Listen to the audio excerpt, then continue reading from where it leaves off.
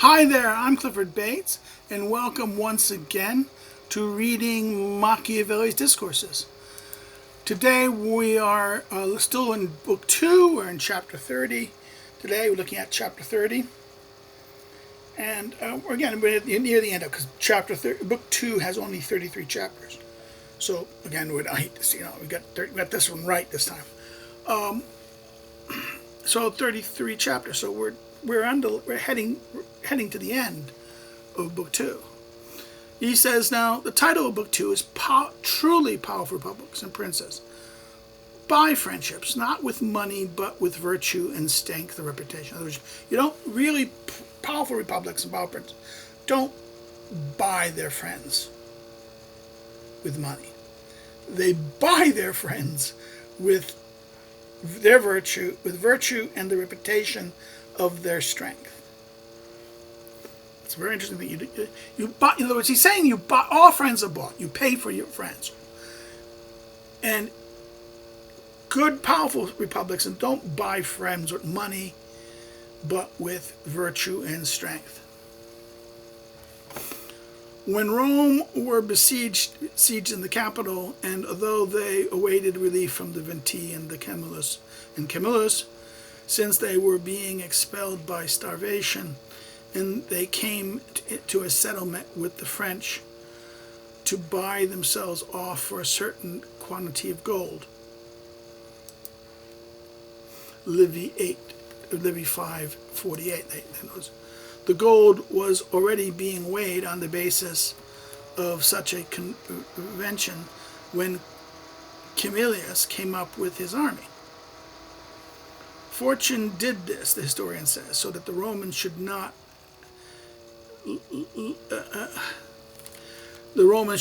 live redeemed by gold. In other words, this is Livy quote. In Latin, adapted freely from Livy 5, where attributes to the gods and men rather than to fortune. In other words, Machiavelli the gods and man make sure this happens, that they liberate themselves not by gold. Machiavelli reduces God and men to fortune. This affair is notable not only in its aspect, but through the course of the Republic's actions, in which it is seen that they never acquire lands with money, never made peace with money, but always with virtue of arms, which I do not believe ever happened to any other republic. In other words, the Romans are the only republic that only achieves this through virtue, not through money, but through virtue of arms and through the virtue of arms. They never acquired land through money, never made peace with money. They've always acquired it by virtue. I mean, no other republics doing this. Republics usually win through money. Among the other signs by which the power of a strong state is known is seeing how it lives with its neighbors, right? You see how it lives with neighbors. And if it governs itself so that it keep it friendly, the neighbors become its tributaries. When it is then that is a certain sign that the state is powerful. But if said neighbors, though inferior to it, draw money from it, then that is a great sign of its weakness. In other words, my neighbors are made happy not because I'm buying them off, but I just treat them as friends. I think this is the thing. I think if you're following what, the Trump's fight with Canada and Mexico, is that no, you're benefiting too much. You shouldn't be benefiting from us to the degree you're benefiting. This is a danger. This shows the weakness of America, that we have to buy you with friends. We should be friendly towards us, not because we're giving you stuff, but you think we're important for you. And that's the danger of these. If they're tributaries because you're friendly towards them, not because you're paying them. It's strong if your neighbors are friendly, if they're inferior to you and they're friendly. But if they're inferior to you and you're buying them, that's a weakness.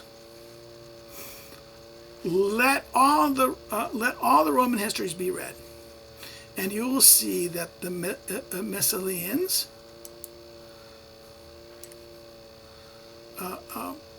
Livy 21, Aldolus, this is the summaries in 50. This is the summary with the whole book. The Rhodesians, people of Rhodes, 37, 20, and 38, 39, and then 54, 15, right?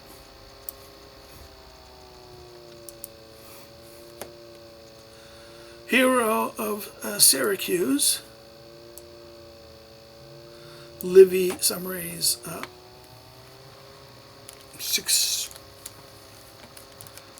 16, right? Hero the Syracusan, and King Endemus, Livy 35, and the Massacisian 9 is Livy 28:16, right? He goes, all who were neighbors of the borders of the Roman Empire contributed to its expenses and tributes for its needs, so as to have its friendship, not seeking any reward from it other than to be defended.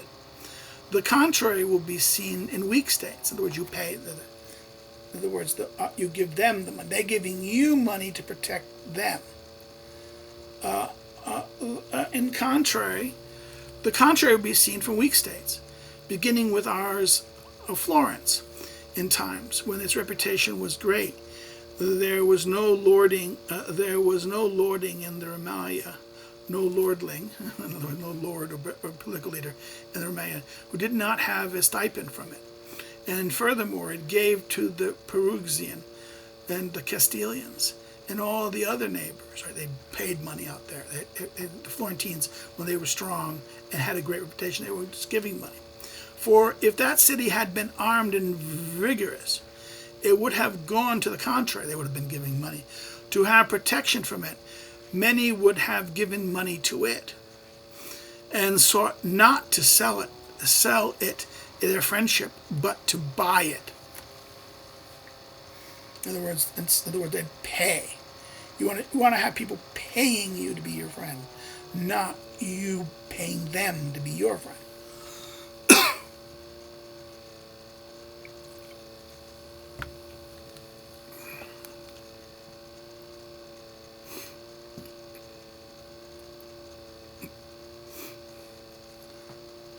But to buy it, right?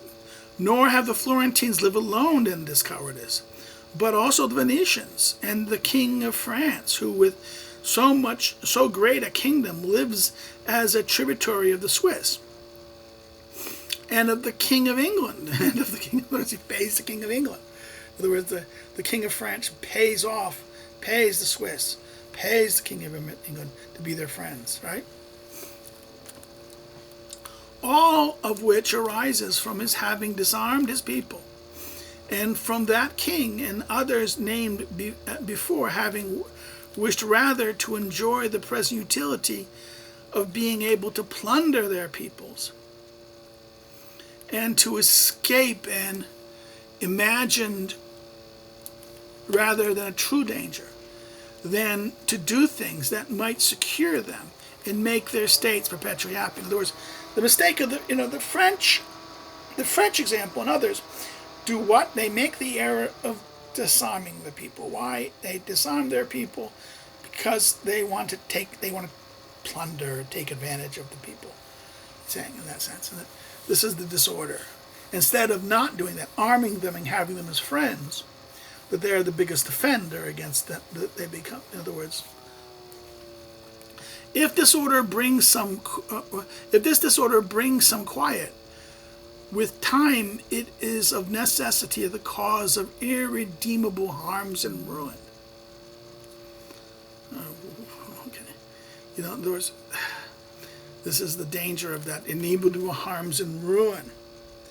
It would be lengthy to tell how often the Florentines and Venetians in that kingdom have brought themselves off in their wars, and how often they have submitted to an ignominy to which the Romans only once were forced to submit. In other words, having their capital captured. They were often brought to ignominy, where the Romans only had to do it once, right? It would be lengthy to tell how many lands the Florentines and the Venetians have bought. One saw later the disorder of this, and that the thing they acquired with gold, they did not know how to defend with steel. In other words, the Venetians could buy things. They could buy many lands, but they could buy it easily, but they couldn't defend it with steel. Okay, they were not able to defend with steel. The Romans observed this.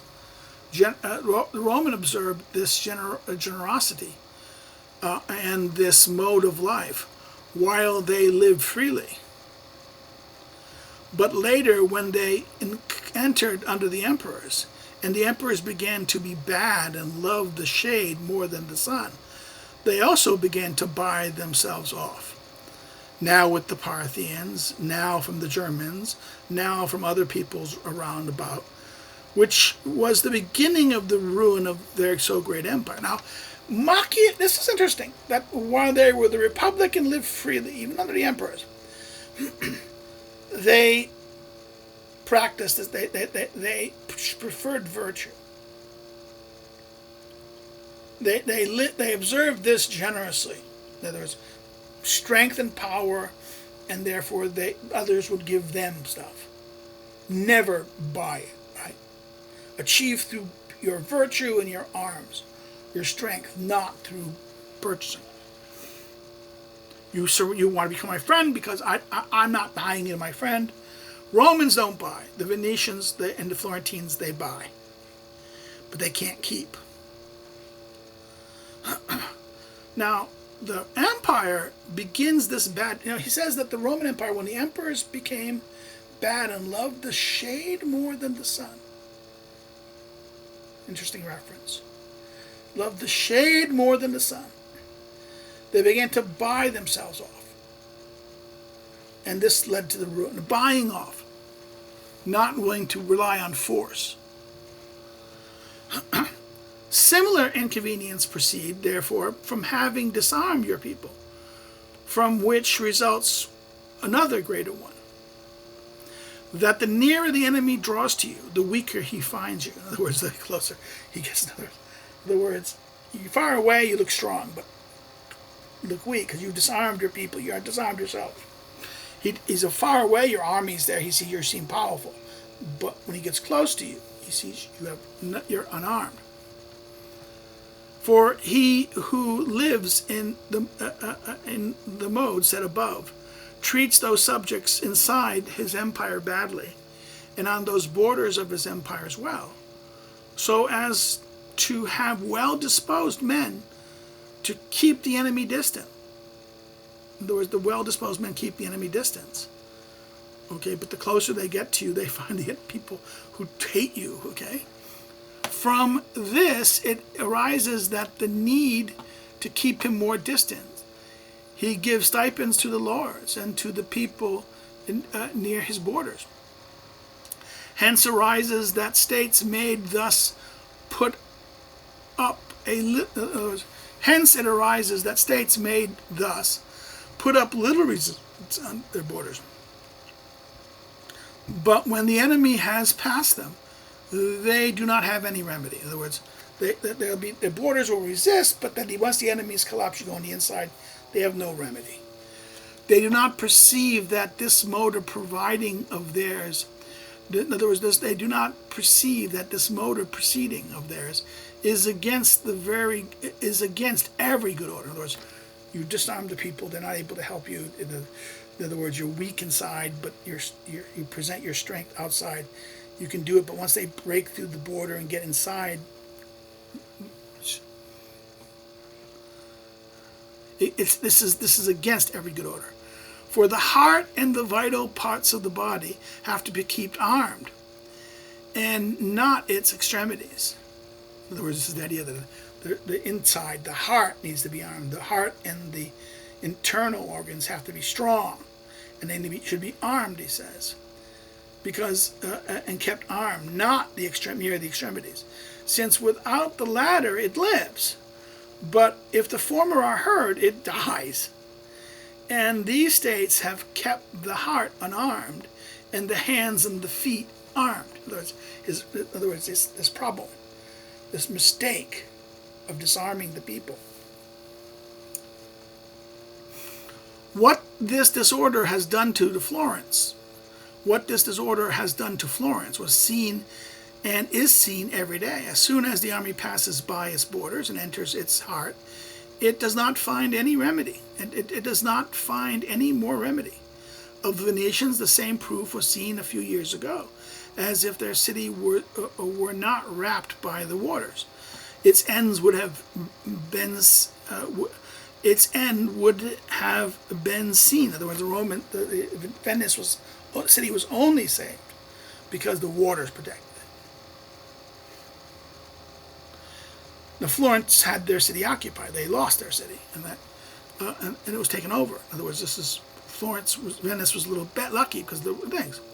This experience is not seen so often in France because it is so great a kingdom that it has few enemies superior to it. Nonetheless, when the Ingles assaulted that kingdom in 1513 and the whole province shook, and the king himself and everyone else judged that one defeat alone might have taken away from him the kingdom and his state. Now, king is Henry VIII. This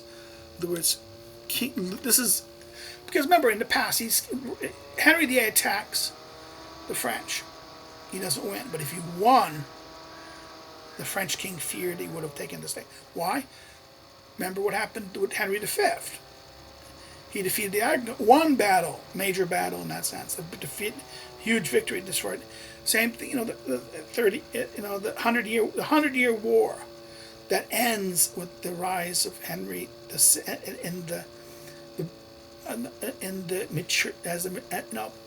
because of Henry VI's infancy and the loss of France, right? And the marriage, it cost him the rest of France, right? This is an example of this, that England has done it before and they could do it again. So therefore this is the example of this.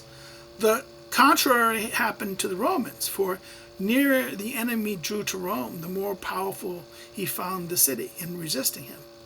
In the coming of Hannibal into Italy, one sees that after 3 defeats, Cannae, Titus, and Lake Trasumerianus, the 3 great Roman defeats, the 3 Roman armies that were defeated outside fighting Hannibal. Sees that after 3 defeats and so many deaths of captains and soldiers,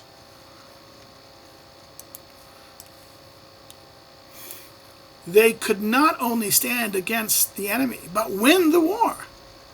All of this arose from having the heart well armed and taking less account of the extremities. In other words, the extremities, the heart was armed, the people was armed. They paid more attention than the extremities. The people was armed, they was able to survive. For the foundations of its state was the people of Rome, the Latin name and other partner towns of Italy. The Latin name, the other partner towns in Italy and their colonies, from which they drew so many soldiers, that with them they were sufficient to combat and hold the world. That this is true is seen from the question Hanno, the Carthaginian, asked Hannibal, spokesman, after defeat at Cannae. Right, 12, Livy 23, 11 through 13. After they had magnified the things being done by Hannibal, they were asked by Hanno whether anyone had come from the Roman people to ask for peace, and whether any towns of the Latin names or the colonies had rebelled against Romans. When they answered negatively as to both the one thing and the other, Hanno replied, "This war is still as intact as before." Again, this is quoted from in Italian from Livy 23, book 23:13. Last paragraph 5. In other words, okay, let me explain this section here a little bit, because what happened? Hannibal, his point here is that the people, as they got stronger, they were still strong. They were still capable of fighting. They still had the people, they had resources, the men. So the example is Hannibal defeated the Cannae. What happened was, oh, okay, you've defeated at Cannae. This should have. So he asked Hannibal, well, has Romans come for peace settlement, or have any of the Italian cities offered to just go change sides? No. Then this is still, the war is still as it was before. Okay, again, this is a very interesting point in that sense. Great defeats, but humiliating defeats, but still able to hold together because they were what? They were armed. If the Romans weren't armed, what would have happened? If they were buying the Italians, the Latin cities, and the cities in Italy, rather than having them buy them, what happened? It would have been the other way around. They would have forced to do something. In other words, they would have been the cities, the Latin cities would have switched sides. The last paragraph, 5, in that sense. One sees, therefore, both from this discourse and and from what we have said elsewhere, how much difference there is between the mode of proceeding of the present republics and that of the ancient ones. In other words, he makes it very that the moderns prefer money, buying. And actually, this is almost an attack on the modern. Not only this, Machiavelli seems to be very much critical of those who think that commerce and trade alone, buying things, will be strong enough. But rather, it must be the Roman virtue is what made them strong. That the ancients relied on virtue and strength, the moderns rely on money. The Romans sell. In other words, the Romans don't buy loyalty. They sell their service. People buy them. People buy their friendship in the sense that they will want them to. They will. In other words, they give their friendship to them because they think that Roman will protect them. Not that that the Romans are paying them, whereas the moderns buy friendship. Because of this, one also sees miraculous losses and miraculous acquisitions every day. Right? In other words, the miracle losses and miraculous acquisitions every day. For where men have little virtue, fortune shows its power very much. And because it is variable, republics and states often vary and will always vary until someone emerges who is so much a lover of antiquity that he regulates it in such a mode that it does not have cause to show that at every turning of the sun how much it can do. In other words, he says this, you have to find someone who's a lover of antiquity. Until there is a lover of antiquity who will regulate the republic in such a mode, or state in such a mode, that it will not rely on, it will be armed, it will be virtuous, it will be like this, and not rely on fortune. Because otherwise, if you're relying on fortune, it's going to be great opportunity, you have great miracles. Miracles will happen. Miracles, yes. Okay, the rise of miracles, he's saying, right? When men have little virtue, fortune shows its power very much. So, because of this, miraculous losses and miraculous acquisitions happen all the time. Because what? Because we have little virtue, fortune shows its power, and it becomes variables. And states will vary because what happens, the changing of the. So until someone comes that shows that virtue can be recovered, and good order can be done, you're going to be seeing these constant miracles happening. Miracles are a sign that. Miracles like this are a sign not of good, but rather the absence of virtue, the absence of good order. So in many ways, this is very interesting. This is, and until one says a lover emerges who is such a lover of antiquity, that he regulates it in such a mode that it does not have cause to show that the fortune every time the sun changes. Okay, we'll stop here. If you have any comments or questions, please put them below and I will answer them when I see them. I hope you see them and I'll respond to them. Please like it. Hit the like button if you liked it. Hit the like button to help, the thumbs up button. Of course, if you didn't like it, you can always thumbs down it. But what? Say why in the comments. Another thing you can do is what? You can share it far and wide. Share it to your friends, share it with your colleagues, share it in your social media, share it, again, like I said, far and wide. And last, if you've not subscribed, please consider subscribing. Encourage others to come to the channel and encourage them to subscribe. People should watch more, but maybe I hope people usually download their thing and will watch it. And these things, this is how it works. What else? Okay. Liking, sharing, subscribing, all these things help the algorithm, so please do it. If you want to follow know more about me and follow me on social media, the links are below. If you want to know more about me as a scholar and as a researcher and academic, you want to check out my scholarship and stuff like that, check out the academic social media links below the social media links. And if you want to help me to do what I do, wise, you can go to check the Patreon and subscribe star links below that, or you can help by buying one of my books. The list of books currently available are presented below. You can order them. Of course, if your bookstore has a copy, great, buy it there. But otherwise, if they don't, you can online distribute it. Distributor such as Barnes & Noble, Amazon, Libris, Book Depository, or directly to the publisher. Well, that's it. We'll see you again. We've got chapter 31, and have a great day. Bye-bye.